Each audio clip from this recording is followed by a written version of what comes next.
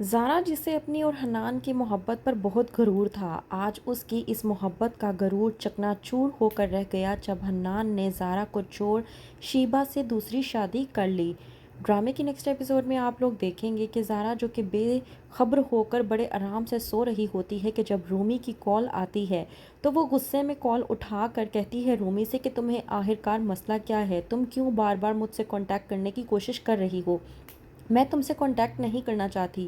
تمہیں کیا میری بات سمجھ میں نہیں آ رہی؟ رومی جو کہ زارا سے کہتی ہے کہ تم بے شک مجھ سے کانٹیکٹ نہیں کرنا چاہتی، لیکن میں نے تمہیں کچھ بتانا تھا اس لیے میں تمہیں بار بار کال کر رہی تھی۔ کیا تمہیں خبر ہے کہ حنان شیبا سے دوسری شادی کر رہا ہے؟ زارا جو کہ رومی سے کہتی ہے کہ تمہارا دماغ خراب ہو چکا ہے۔ حنان میرا شوہر ہے اور وہ مجھ سے بے انتہا محبت کرتا ہے، میرے علاوہ کسی اور کے بارے میں سوچ بھی نہیں سکتا۔ تم کیسے کہہ سکتی ہو کہ وہ دوسری شادی کر رہا ہے اور وہ بھی اس شیبا سے؟ اس بات پر رومی زارا سے کہتی ہے کہ مجھے پتا تھا کہ تم میری بات پر یقین نہیں کرو گی، تم جانتی ہو میری ریسٹورنٹ میں ان سے ملاقات ہوئی تھی اور شیبا خود بھی مجھے بتا رہی تھی کہ ان کا نکاح ہونے والا ہے۔ اگر تمہیں میری بات پر یقین نہیں ہے تو میں تمہیں بتا دیتی ہوں، میں تمہیں شیبا کے گھر کا ایڈریس دیتی ہوں، آج شام 5 بجے سے پہلے پہلے اس کے گھر تک پہنچ جانا اور جا کر اپنی آنکھوں سے اپنے شوہر کو اس کے ساتھ دوسرا نکاح کرتے ہوئے دیکھ لینا۔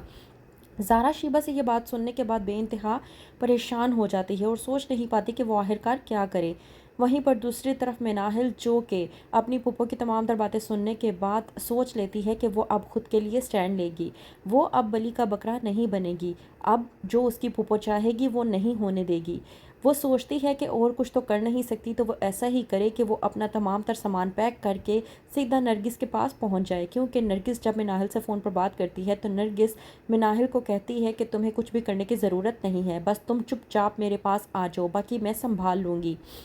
مناہل بالکل ویسا ہی کرتی ہے، اپنا سامان باندھتی ہے اور سیدھا نرگس کے پاس پہنچ جاتی ہے۔ نرگس کے پاس جانے کے بعد وہ کہتی ہے کہ آنٹی میں سمجھ نہیں پا رہی کہ میں آخرکار کیا کروں، پھپھو جن سے میں نے بے انتہا محبت کی، کیا کچھ نہیں کیا، ان سے ہمیشہ محبت کی، خلوص کے ساتھ ان کے ساتھ رشتہ نبھانے کی کوشش کی، لیکن ان کا دل کبھی بھی میرے لیے نرم نہیں ہوا، ان کا دل ہمیشہ میرے ساتھ سخت ہی رہا، اتنی زیادتیاں انہوں نے میرے ساتھ کیں، وہ سب کچھ برداشت کرنے کے باوجود پھپھو میرے ساتھ پھر سے اتنی بڑی زیادتی کرنے جا رہی ہیں اور انہیں اس بات کا پچھتاوا تک نہیں ہے۔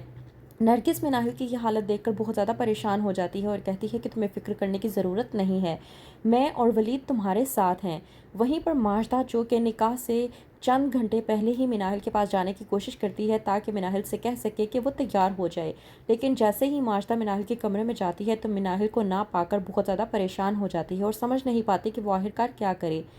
ماجدہ جب زین کو بتاتی ہے تو زین جو کہ کہتا ہے کہ آپ نرگس آنٹی سے پوچھیں، ہو سکتا ہے انہیں کچھ معلوم ہو۔ وہیں پر زین کے کہنے پر ماجدہ نرگس کو کال کرتی ہے اور بہت زیادہ پریشانی کے عالم میں ہوتی ہے۔ نرگس جو کہ کہتی ہے ماجدہ سے کہ کیا ہو گیا ماجدہ، تم مجھے اتنا پریشان کیوں لگ رہی ہو؟ ماجدہ جو کہ نرگس سے کہتی ہے کہ تم نہیں جانتی مناہل اپنے کمرے میں موجود نہیں ہے، اور اتنا ہی نہیں اس کا سامان بھی اس کے کمرے میں موجود نہیں ہے، ہم اسے فون کر رہے ہیں، اس کا فون بھی بند جا رہا ہے، کیا تمہارے پاس تو نہیں آئی مناہل؟ نرگس جو کہ انجان بنتے ہوئے ماجدہ سے کہتی ہے کہ تم یہ آخرکار کیا کہنے کی کوشش کر رہی ہو کہ مناہل گھر پر موجود نہیں ہے اور وہ کہیں پر چلی گئی ہے۔ مناہل جو کہ ولید کا منہ دیکھتی ہے اور سوچتی ہے کہ میری پھپھو آخرکار میرے ساتھ کیا کرنا چاہ رہی ہیں۔ ولید جو کہ یہ باتیں سننے کے بعد بے انتہا غصے میں ہوتا ہے اور کہتا ہے مناہل سے کہ تم اب یہاں سے کہیں پر بھی نہیں جاؤ گی۔